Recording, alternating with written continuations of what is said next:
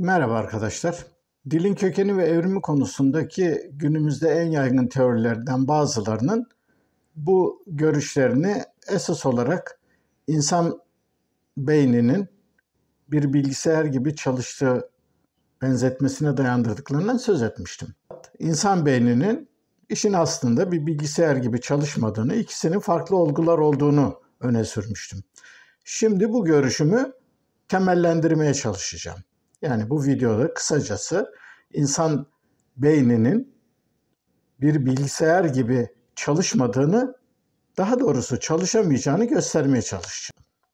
Bu konuda daha ilerlemeden önce evrim teorisinin koyduğu bazı ilkeleri kısaca anımsatmak istiyorum. Daha önceki videolarımızda bunların hepsine tek tek yeri geldiğinde değinmiştim. Fakat şimdi burada hızlı bir özet yaparak bu ilkelerin hepsini değil, konumuzu ilgilendirdiği kadarıyla en önemli evrimsel işleyiş ilkelerini anımsattıktan sonra insan beyninin neden bir bilgisayar gibi çalışamayacağını anlatmaya çalışacağım. Şimdi birinci ilkemiz, evrimin birinci işleyiş ilkesi, evrimde bir geleceği planlama, öngörme, belli şeyleri öngörerek ona göre bir hazırlık yapma diye bir olay yok. Bunun sayısız örneğinden daha önce söz etmiştik. Yani evrimde işler öyle mühendislikte ya da değişik insani faaliyetlerde gördüğümüz gibi önceden bir planlama, bir hedef gözeterek adım adım bir takım çalışmaların yapılması, ön hazırlıklardan sonra bir işe girişilme diye bir şey yoktur. Evrimde deyim yerindeyse Türkçe'de de sıkça kullanılan bir atasözünde ifade edildiği gibi dereyi geçerken at değiştirilir. Oysa ki insani işlerde dereyi geçerken at değiştirilmez. Çünkü atasözü böyledir. Atasözü der ki dere geçerken at değiştirilmez denir. Çünkü bunun bir sürü sakıncaları vardır. Ama evrim tam tersine çalışır. Yani evrimde hiçbir zaman işler önceden planlayarak, hedef gözeterek ve öngörülerle yürümez. Kolayca bildiğiniz gibi bilgisayarların tasarlanması, üretilmesi ve çalışmaları bunun tam tersidir. Çünkü bilgisayarlar baştan belli bir hedef ve amaç gözetilerek bu hedef ve amaca göre en verimli şekilde çalışacak biçimde tasarlanan makinalardır. Karmaşık makinalardır ama sonuçta onları yaratan, planlayan, tasarlayan ve hayata geçiren insanlardır. İnsan beynidir. İkinci ilkemiz evrim hazır bulduğu malzemeyle onları eksik gediğiyle birlikte kabul ederek yeni organ, işlev ve yapılara dönük olarak kullanmaya çalışır. Yani evrimde yeni bir işlev için yeni bir yapının oluşturulması hiçbir zaman sıfırdan olmaz. Yani bunu daha önce araba tamircisi ya da teneke tamircisi örneğiyle anlatmaya çalışmıştım. Yani evrim önce elindeki ne malzeme varsa o malzemeyi yeni durumlara uyarlanacak ya da yeni durumlarda kullanılabilecek biçimde dönüşümlere uğratır. Buna ilişkin de birçok örnek verdiğimi hatırlıyorsunuzdur.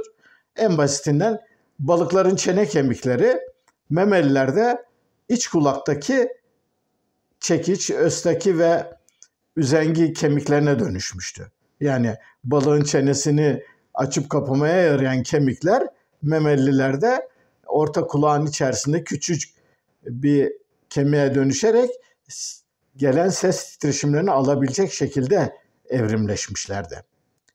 Bir başka örneğimiz yüzme keseciğinin, yine balıklarda bulunan yüzme keseciğinin suyun dışında yaşayan omurgalılarda akciğerlere dönüşmesiydi. Konuya ilişkin bir başka örnek olarak bazı memelilerin ön üyelerinin, yani ön kol dediğimiz üyelerin diyelim yarasalarda kanata dönüşmesi, balinalarda ise yüzgece dönüşmesi. Buna benzer bir örnek, yani dört ayaklı sürüngenlerin ön üyelerinin kuşlarda kanatlara dönüşmesini de verebiliriz. Daha fazla örnek vermeye gerek yok. Burada anlatılmak istenen şuydu: evrim hiçbir zaman yeni organ yapı ve düzenekler oluştururken sıfırdan başlamıyor. Daha önceki türlerde bulunan belli organ yapı ve düzenekleri küçük dönüşümlerle yeni görevlere yapacak biçimde geliştiriyor. Bir başka evrimin işleyiş ilkesi, daha önce adını andığımız, evrimin eski yapılara yeni işlevler kazandırması. Yani buna da sayısız örnek vermiştik. Bildiğiniz gibi sürüngenlerde, balıklarda, özellikle de yemeye, besinleri yakalamaya, parçalamaya ve yutmaya yarayan ağız zaman içerisinde memelilerde başka işlevler yüklendi. Örneğin ses çıkarma organına dönüştü. Primatlarda ağırlıkla bu işlevi gördükten sonra insanda ise bambaşka yepyeni bir özellik kazandı. Biz örneğin ağzımızla artık diyelim ıslık çalabiliyoruz, konuşabiliyoruz başka türlerin yapamadığı biçimde. Bir de ünlü şarkıcılar seslendirdikleri muhteşem müzikleri dinliyoruz. Peki onlar bu muhteşem müzikleri nasıl çıkarıyorlar? Ağızlarıyla, ağızlarındaki ses organlarını kullanarak. Demek ki evrimin değişik yapıları dönüştürmesinde böyle bir özellik de var. Şimdi bu verdiğim son örneğin beyin açısından da son derece anlamlı değişimlere yol açtığını geçerken belirtmek durumundayım. Bu verdiğim son örneği beyinle ilgili olarak bazı örneklerle daha desteklemem gerekiyor. Konunun iyice anlaşılabilmesi için hipokampus örneğini vereceğim. Şimdi bugün beynimizde hipokampus esas olarak hafıza merkezi olarak anılıyor. Yani yaşanan olayları birbirlerine bağlama özelliği ve bizim hafızamızın yönetilmesiyle ilgili çok önemli işlevleri var. Fakat hipokampus aynı zamanda bizim bulunduğumuz mekanı, mekanlarla ilişkilendirme, bulunduğumuz yeri belirleme ve yön belirleme işlevimizi de yerine getiriyor. Nitekim primatlarda ağırlıkla görevi bu. Hatta farelerde, sıçanlarda bile hipokampus var ve onlardaki esas hipokampusun görevi farenin yön bulmasını ve mekan tespitini sağlamaya yönelik. Fakat bu özellik, hipokampusun bu özelliği primatlarda başka özelliklerle çeşitlendi. İnsanda ise bir üst aşamaya geçerek hafızayla ve değişik düşünceleri birbirine bağlamayla ilgili yeni görevler edindi. Buradan da şunu görüyoruz. Yani bilgisayarlarda görmediğimiz bir özellik. Diyelim bir sistem, bir cihaz aygıt olarak aldığımızda beyinle bilgisayarı birbirinden ayırt eden önemli noktalardan birisi de budur. Bilgisayarın parçaları sabittir. Görevleri değişmez, milim oynamaz. Fakat insan beynindeki belli görevler ikili düzeyde değişir. Bir, evrimsel düzeyde, uzun evrimsel süreçte bu bölümler kendilerine yeni görevler atayabilir ve bunları yerine getirecek biçimde gelişebilirler. İkinci bir özellik olarak da bu yapı ve düzenekler ya da bölümler, beynin belli bölümleri bu sefer kısa dönemli bazı işlevleri de üstlenebilirler. Dolayısıyla buradan da dördüncü bir özelliğe geliyoruz evrimin işleyişinde. O özellik de şudur: evrimde uyarlanmalar, yani o da adaptasyonlar en baştan belli bir hedef ve mekanizma tasarlayarak ona göre gerçekleşmez. Gerçekleşme dış koşullara, canlının çevreye uyması için harcadığı çabalara bağlı olarak azar azar binlerce, milyonlarca yılda bir takım işlevlerin yavaş yavaş değişmesi biçiminde görüştürür. Yani buna da bir örnek vereyim. Örneğin bugün şimdi insanlarda çok yaygın olarak günümüzde psikolojik rahatsızlıkların temelinde bulunduğu söylenen işte dışlanma, ayrılma, ciddiye alınmama ve onaylanmama gibi durumlarda insanlarda değişik psikolojik rahatsızlıklar, küskünlükler, strese girme ve acı duyguları oluşuyor.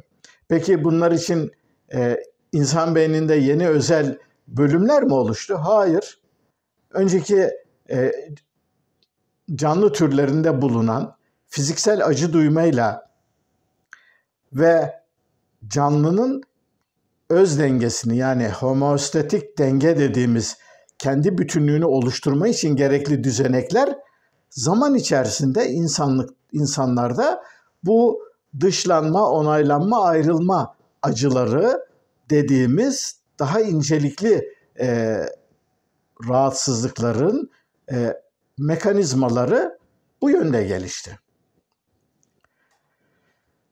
Şimdi evrimin işleyişiyle ilgili bu kısa hatırlatmaları yaptıktan sonra insan beyninin neden bir bilgisayar gibi çalışmadığını daha ayrıntılı biçimde anlatmamız gerekir. Çünkü yani dıştan bakıldığında ikisi de bir cihaz, aygıt ya da bir yapı olarak hemen hemen aynı işlevleri gördüğü zannına yol açmasına karşın insan beyniyle bilgisayarlar her bakımdan, yapıları bakımından ve gördükleri işlevler bakımından tümüyle birbirinden ayrı olgular. Bir kere bir bilgisayarın herhangi bir parçasını, yani bir bilgisayarın bir yongasını, bir çipini, hatta daha küçük bir parçayı, bir transistörü ya da belli rölelerini, diyotlarını, bunların bozulduğunu ya da devreden çıkartıldığını düşünün. Yani bir bilgisayarın herhangi bir parçası, küçük ya da büyük önemli değil, çıkartıldığında bir bilgisayar bütünsel olarak işlemesi durur. Yani çalışamaz. Ama oysa ki insan beyni böyle değil. İnsan beyni olağanüstü bir esnekliğe sahip. Şimdi bu esneklik aslında iki yönlü. Ne demek bu iki yönlü? Birinci olarak insan beyninde örneğin geçmişte yaşanmış, tıp tarihine geçmiş belli kazalar var. Bu kazaların sonucunda hiç öngörülmeyen çok ilginç sonuçlar ortaya çıkmışlardır. Bunlardan bir tanesi psikoloji, tıp tarihi ve değişik alanlarda çok dikkat çeken ve üzerine sayısız çalışma yapılan Amerika'da 1948 yılında gerçekleşen bir olaydır. Phineas Gage diye bir demiryolu işçisi, ustabaşı var. Bu usta demir çubukları belli menzildeki rastlanan kayalıklara yerleştiriyorlar. Daha sonra dinamitlerle bu çubukları vasıtasıyla patlatarak yol açıyorlar ve demiryolu raylarını döşemeye çalışıyorlar. Ama Gage bir talihsiz bir kazaya uğruyor. Yerleştirmeye çalıştığı dinamit çubuğu birdenbire patlayınca elindeki demir çubuk şuradan giriyor, burasından giriyor, şu gözünden çıkarak böyle yukarı çıkıyor. Yani ilk bakışta tabii insanlar onu kanlar içinde görünce öldüğünü düşünüyorlar. Ama yani gözünden çıkmış olmasına rağmen demir çubuk Gage'in bilinci yerinde. Bilinci yerinde olduğu için hemen doktora götürüyorlar. İşte doktor ona anlatıyor ne yapacağını falan. Doktor da tabii daha önce hiç böyle bir olay yaşamamış. Neyse sonuçta yapılan ameliyattan sonucu demir çubuk çıkarılıyor. Gage'in gözlerinden birisi gidiyor. Beyninin frontal lob dediğimiz, yani şu bölümdeki beyninin önemli bir kısmı yok oluyor. Fakat Gage'in yaşantısını gayet devam ediyor. Sağlıklı bir şekilde işine devam ediyor, ilişkilerini sürüyor. Her açıdan sanki o beyninden yok olan parça hiçbir şey etkilememiş gibi ilk bakışta gözüküyor. Fakat ilerleyen süreçte Gage'in kimliğinde anormal değişiklikler oluyor. Eskiden örneğin çok saygılı, efendi, hoş sohbet, insanlarla gayet ilişkileri iyi olan Gage bu kazadan sonra böyle ikinci bir insana dönüşüyor. Vurdum duymaz, böyle işte sallapati, insanlara karşı ilgisini yitirmiş, işte son derece lakayt ki zaten bir süre sonra işten çıkmak zorunda kalıyor. Kısacası bambaşka bir kişiliğe bürünüyor. Tabii bu psikologları ve belli tıp alanlarında çalışan nörologları çok ilgilendiriyor. Gage'in hasar gören frontal lobdaki bölgelerin değişik kişilik özelliklerinin merkezi olduğu varsayımından hareketle birçok çalışma yapılıyor. Bu çalışmalarda birçok verilerin yanlış yorumlanması, abartılması, bir takım abartılı sonuçlara ulaşılması falan böyle bu oldukça karmaşık ve tartışılan bir konu. Fakat benim burada anlatmak istediğim şu, Gage'in frontal lobunun önemli bir kısmı gitmesine rağmen beynindeki kişilik özelliklerinin dışında temel hayati faaliyetlerini sürdürme bakımından ciddi bir eksiklik gözükmüyor. Beyni diğer birçok ilişkiyi yönlendirebiliyor. Şimdi bunun çarpıcı bir başka örneğin bazı genetik kusurlarla ve belli radyasyon ya da bunun gibi olumsuz koşullara bağlı olarak doğan beyinleri gelişmeden doğan çocuklar meselesi. Çocuklar özellikle beyinlerinin belli kısımları, beyin kortekslerinin önemli bir kısmı, bazal ganglionlar denilen bölgeler ve talamus gibi beyinde çok hayati işlevler görev belli bölgeleri gelişmeden doğmak zorunda kalıyorlar. Ve bu çocuklar ancak tıbbi bakım altında özel bakımlarla hayatta tutulabiliyorlar. Yani kolayca tahmin edebileceğiniz gibi bu çocuklar konuşamıyorlar, yürüyemiyorlar, ayağa kalkamıyorlar. Birçok işlerini yapamıyorlar. Çünkü beyinlerinin çok hayati bölümleri yok. Fakat buna rağmen hayatlarını sürdürebiliyorlar. Bir takım olaylara tepki veriyorlar, duygusal bazı şeyleri iletebiliyorlar. Zaman içerisinde bulundukları o bakım koşulları altında bir takım farklı yönlerde tepkiler geliştirmeye başlayabiliyorlar. Yani demek istediğim beyinle bilgisayarlar arasındaki en önemli farklardan birisi bu. Yani beynin önemli bölümleri zarar görse, hatta örneğin iki beyin yeri küresinin birbirinden ayrıldığı durumlar oluyor. Örneğin Parkinson gibi hastalıklarda ya da bazı ciddi SARA hastalıklarında ya da çok önemli bazı nörolojik hastalıklarda lobotomi denilen bu işlem de yapılıyor. Yani beynin iki yarı küresi birbirinden ayrılabiliyor. O koşullarda bile insanlar belli semptomlar, belli sorunlar olmakla birlikte yaşamlarını başarıyla sürdürebiliyorlar. Yani burada şunu anlatmaya çalışıyorum. İnsan beyni bir bilgisayar gibi değil. Bilgisayarın en önemli bir parçasını, hatta en küçük bir parçalarından birini ya da birkaçını çıkardığınızda bilgisayar çalışamıyor. Fakat insan beyninde plastisite dediğimiz bir olay var. Bu plastisite sayesinde insan beyni o eksiklikleri kapatılıyor. Şimdi bu da çok ilginç bir özellik. Bunu gözleri görmeyen ya da kulakları işitmeyen, konuşamayan insanlarla ilgili değişik çalışmalar ortaya çıkartıyor. Örneğin gözleri görmeyen insanların dokunma duyuları gelişiyor. Geçmişte görmeyle ilgili beyin bölgelerinin bazı bölümlerinin dokunmayla ilgili bölgeler şeklinde geliştikleri ve bu yönde dönüşüm geçirdikleri görülüyor. Eskiden doğan bebeklerin belli bir yaş dönümünde beyinlerinin belli bölümleri oluştuğunu, bunun ergenliğe ulaşmayla birlikte beyinde artık gelişmenin durduğu şeklinde bir anlayış vardı. Oysa ki daha sonra bu önceki videolardan birinde anlattığım hepçi öğrenme mekanizmalarının açığa çıkardığı ve ortaya koymasından sonra bu konuda da değişik sonuçlara ulaşıldı.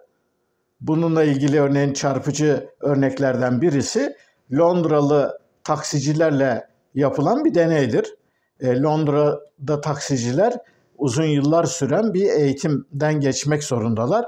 Çünkü Londra çok büyük bir şehir olduğu için bu şehirde bölgeleri, mahalleleri, sokakları, caddeleri, her yeri öğrenmeleri gerekiyor ve zorlu bir sınavdan geçerek ancak taksici olabiliyor.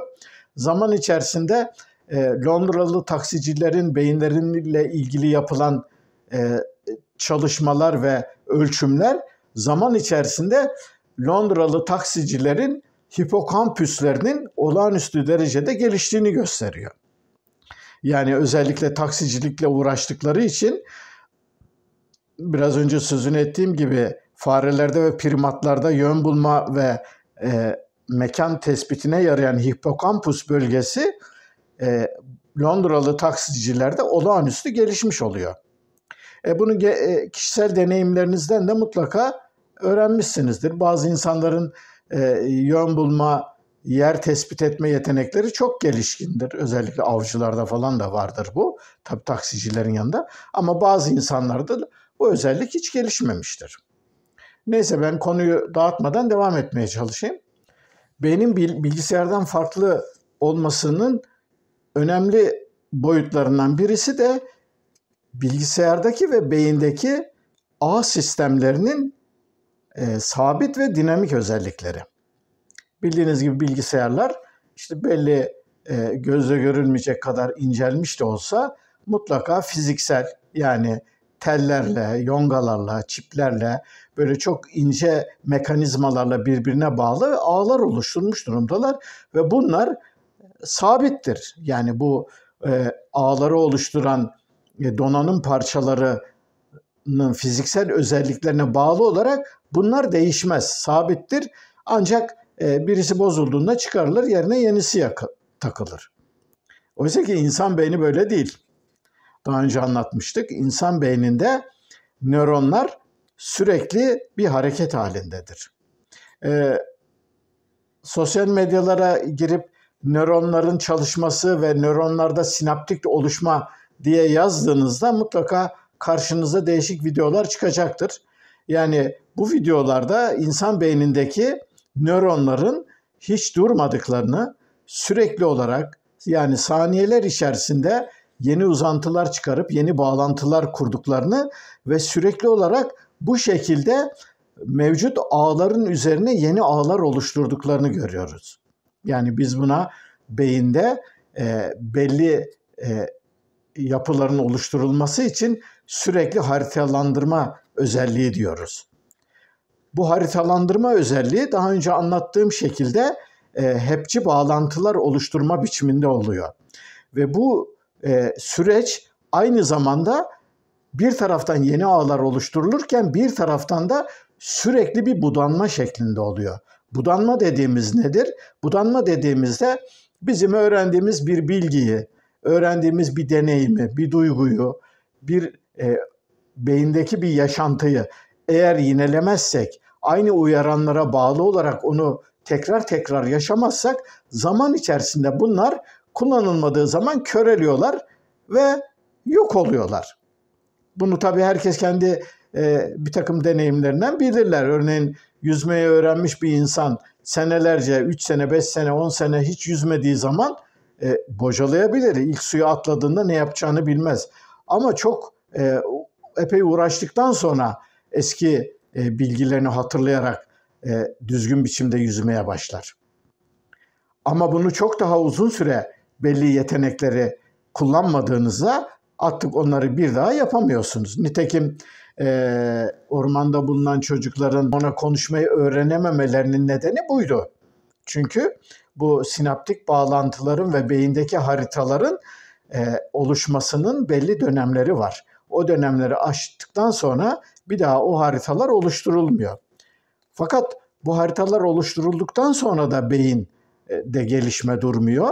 Yaşam boyunca çevremiz değiştiği sürece beynimiz de değişiyor. Beynimiz değiştikçe beyindeki sinir bağlantıları ve bunların oluşturdukları haritalar ve ağlar da sürekli değişiyor. Oysa ki bilgisayarlarda hiç böyle bir şey yok. Bilgisayarlar onlar donanımlarına bağlı olarak aynı şekilde ilişkilerini sürdürmeye çalışıyorlar. Şimdi beynin çevre uyaranlarıyla doğrudan bağlantılı olarak geliştiğini söz ettim. Buna ilişkin tabii çok sayıda deney var. Yani farelerle, kedilerle, değişik hayvanlarla ilgili yapılan çoğu da acımasız deneyler. Bu deneylerin sonucu olarak hayvanların beyin yapıları tümüyle farklı kılınıyor. Örneğin diyelim bir fareyi bir boş bir odaya koyuyorlar. Odada hiçbir şey yok. Duvarlar her taraf aynı renk. Hiçbir uyaran yok. Sadece belli bir delikten mama düşüyor. Hayvancağız o mamayı yiyor, su içiyor. İşte tuvalet ihtiyacını falan görüyor ama başka hiçbir şey yok. Aylarca bu şekilde şey yapılıyor ama başka aynı koşulda, aynı dönemde doğan başka yavrulara böyle içinde değişik uyaranların olduğu, oyuncaklar, değişik şeylerin bulunduğu çok hareketli bir ortamda yetiştiriliyor. Tabii ilk başta ve sonda deneyin sonunda yapılan nörolojik görüntülemelerde hiçbir uyarana maruz kalmayan farelerin beyinleri hemen hemen boş gözüküyor. Yani beyinlerindeki sinir ağları, beyindeki haritalanma son derece sınırlı. Ama diğer uyaranlara maruz kalan farelerin beyin durumları ve haritaları çok daha gelişkin durumda. Bu da bize şunu gösteriyor. İnsan beyni statik, belli bir yapıyla oluşmuş, belli bölümlerden oluşan bir mozaiğin oluşturduğu bir bütün değil. Tam tersine insan beyni de bir bütün, fakat bu bütün iki boyutta da dönüşümde uğruyor. Birincisi evrimsel süreçte bu beyindeki belli yapılar yeni özellikler kazanarak ya da yeni özelliklerini geliştirerek başka yapı, düzenek ve davranışların temeli oluşturacak biçimde dönüşüyorlar. Buna soyoluşsal gelişme diyebiliriz. Yani filogenetik gelişme. Fakat aynı zamanda birey oluşsal yani ontojenik gelişme de var. Ontojenik gelişme de bir bireyin kendi ömrü sırasında dış uyaranlarla maruz kalarak yaptığı çalışma ve faaliyetlerle beyni yeniden biçimleniyor. Kısacası beyin iki açıdan da hem filojenik yani soyoluşsal hem birey oluşsal yönde sürekli bir değişim dönüşüm içerisinde. Kuşkusuz bilgisayarlarda da bir gelişme dönüşüm var. Fakat bilgisayarların dönüşümü tek tek donanım parçalarının gelişmesi, mühendislik çabalarıyla bu parçaların gelişerek yeni özellikler katacak ve yeni kapasite olması biçiminde kendini gösteriyor. Beyinle bilgisayar arasında böyle de bir bağlantı farklılığı var. Şimdi biraz önce fare ve kedilerle yürütülen deneylerden falan söz etmiştim. Onlara içinde bulundukları ortama göre beyin yapılarının değiştiğini. Şimdi insanlarda bu tür deneyler yapılamıyor. Fakat bazı talihsiz olaylar bu tür deneylerin ister istemez yapılmasını sağlayabiliyor. Bunlardan birisi örneğin eski Romanya'da yani eski Sovyet sistemine bağlı Romanya'da Çavuşescu yönetiminin devrilmesinden sonra meydana gelen çok böyle acıklı bir deneyim var. O deneyim de şu, Çavuşescu döneminde bazı yetimhanelerde çocukların birlikte bakıldığı ve uzun süre bu çocuklara bakım uygulandığı fakat ödenekler ve koşullar yetersiz olduğu için, personel de yetersiz olduğu için bu küçük çocuklarla doğru dürüst ilgilenilemiyor. Yani yetimhanede diyelim bir bölümde 50 tane çocuk var, yeni doğmuş. Bu çocuklara bakacak diyelim işte 3 tane bakıcı var. Bu 3 tane bakıcı bu kadar çocuğa nasıl yetişsin? Yetişmiyor. En fazla onların alt bezlerini temizliyor. İşte onlara süt içiriyor. Bir takım temel şeylerini yapıyor ama onun dışında çocuklarla kimse ilgilenmiyor. Çavuşescu yönetimi de devrildikten sonra tabii bu kurumlara da el atılıyor. Bir kısmı kapatılıyor, bir kısmı yeniden rehabilite edilmeye çalışılıyor ama bu sırada olan olmuş oluyor. Birçok çocuğun durumu gözlendiği zaman bu çocukların zeka düzeyleri, IQ'lerinin çok düşük olduğu, sosyal becerilerinin çok yetersiz olduğu, doğru dürüst konuşamadıkları, konuşsalar bile çevreleriyle sağlıklı beceri kuramadıkları, bütün bunlar ortaya çıkıyor. Peki bu ne gösteriyor bize? Biraz önce farelerle ilgili anlattığım deneyin bir başka versiyonu. Yani insan beyninin sabit oluşmuş bir yapı olmadığı, sürekli dış uyaranlarla ve çevreyle ve sosyal iletişim kanallarıyla birlikte kendini sürekli geliştiren ve iş bölümü bağlamında özelliklerini artırabilen bir yapıda olduğunu gösteriyor. Şimdi buraya kadar anlattıklarım bilgisayarların işleyiş mantığıyla insan beyninin işleyiş mantığının ve yapılarının farklı olduğunu gösteriyor. Fakat buradan hareketle şunu diyebilirsiniz. Ya örneğin belli yapı ve düzenekler fiziksel olarak farklı olmaları, yani insan beyninin organik bir yapı olması, diğer bilgisayarın işte mekanik, fiziksel işleyişlerle sürüyor olması, bu ikisinin aynı işlevi görmeyecekleri anlamına gelmez. Bunu söyleyebilirsiniz. Nitekim örneğin basit bir örnek vereyim. Bizim böbreklerimizin çalışma ilkelerine bakalım. Bağırsaklarımızın çalışmasına bakalım. Hücre içindeki madde alışverişlerinin oluş biçimlerine bakalım. Bunlarda en temel belli ilkeler vardır. Örneğin diyelim böbreklerde ya da hücrelerde hücre içine sıvı alınıp verilmesi, ozmotik basınç, difüzyon, turgor basıncı gibi sıvı ve akışkanlıkların işleyişleriyle ilgili belli ilkelerle yürür. Böbrekler de böyle çalışır. Hücrelerdeki sıvı alıp verme düzenekleri de bunlarla çalışır. Dolayısıyla buradan hareketle şunu demek mümkün. Yani nasıl böbrekler hücrelerdeki belli yapılar, belli fiziksel, kimyasal düzeneklerle ve kurallarla işliyorsa, peki bilgisayarlarda beynin işlediği gibi özelliklerle işleyemez mi? Bu söylenebilir. Fakat günlük yaşama geldiğimizde bilgisayarların işleyiş biçimlerine baktığımızda insan beyniyle bilgisayarların aynı biçimde çalışmadıklarını görmemiz çok daha kolay. Nedir bu? Konunun daha iyi anlaşılması açısından basit örnekler vereceğim. Örneğin daha önce de sözünü etmiştim. Deep Blue diye bir yazılımın uygulandığı bir bilgisayar yazılımı vardı. Bu Deep Blue dünya şampiyonlarıyla oturdu. İlk başta da örneğin Kasparov. O zaman dünya şampiyonu Rus Kasparov'du. Kasparov'la Deep Blue birkaç maç yaptılar. Bu maçların sonucunda artık şu anlaşılmış oldu ki bilgisayar yazılımı dünya şampiyonu Kasparov'u rahatça yendi. Evet, yendi.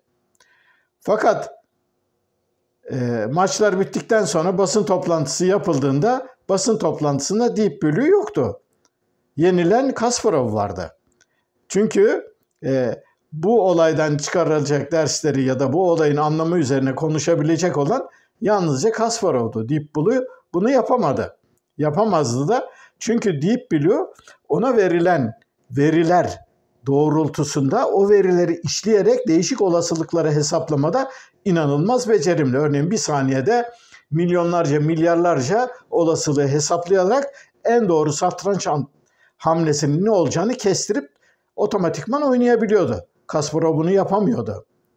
Ama Deep Blue ya başka bu bilgisayar yazılımı satranç oynamanın dışında herhangi basit bir şey söylediğinizde Deep Blue bunun altından kalkamıyor. Çünkü ona verilmeyen bir bilgi istendiği zaman bunu üretme kapasitesi yok.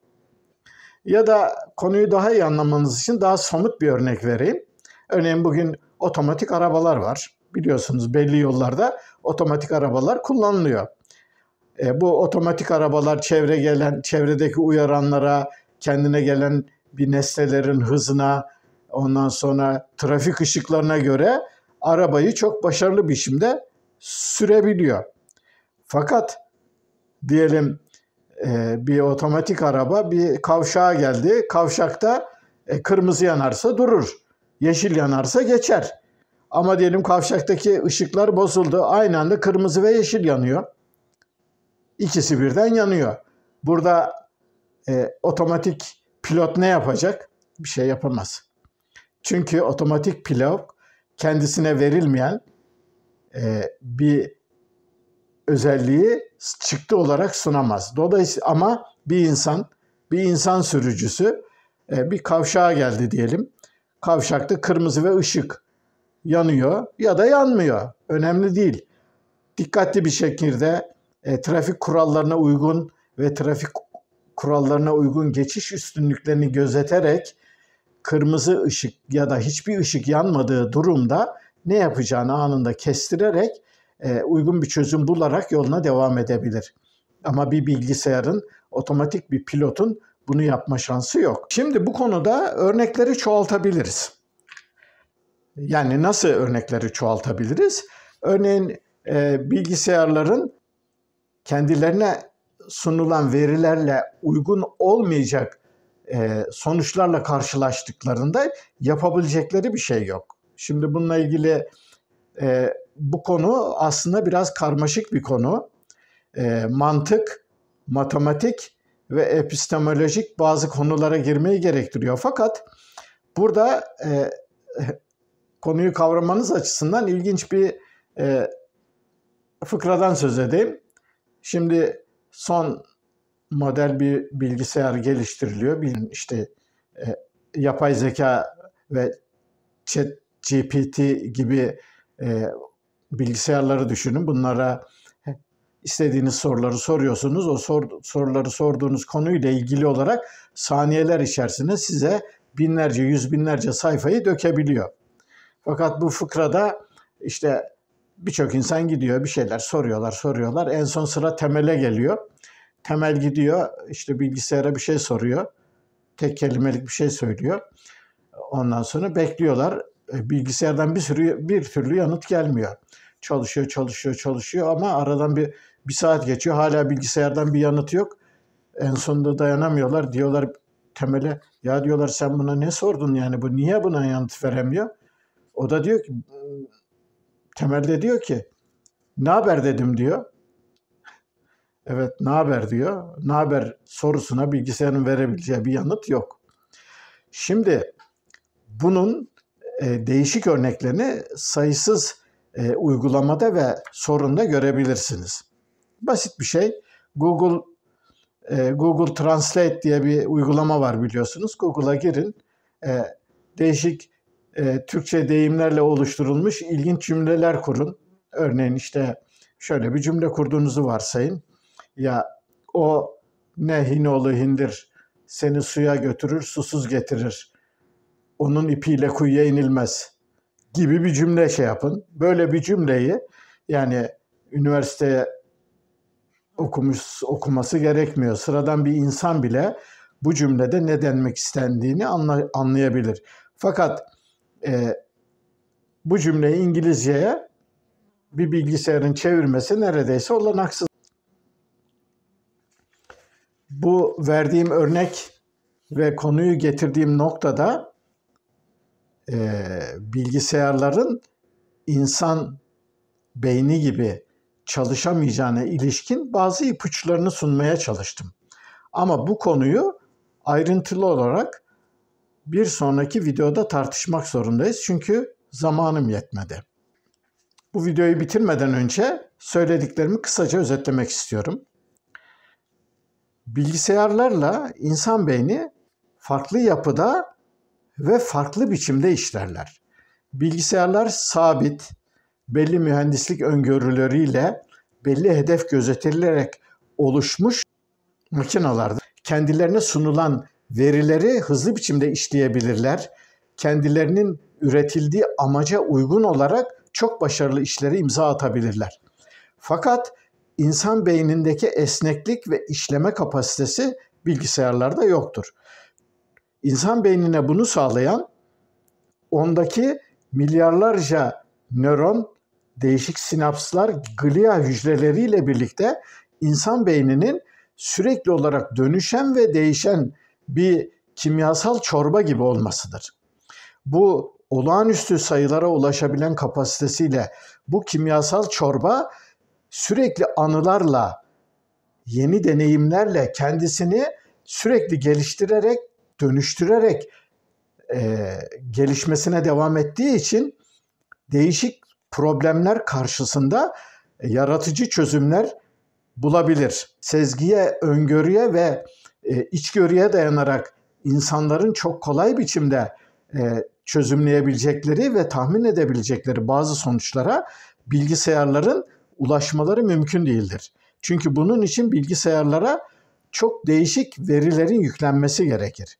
Bu verilerin yüklenmesi ve bu verilerin taranması bazen o kadar uzun süreler alır ki yani bilgisayarlar bu verileri günlerce, haftalarca, aylarca, yıllarca taramak zorunda kalabilir. Tabii bunlarla ilgili sorunları bir sonraki videoda anlatacağım. Fakat burada temel olarak şunu anlatmaya çalışıyorum.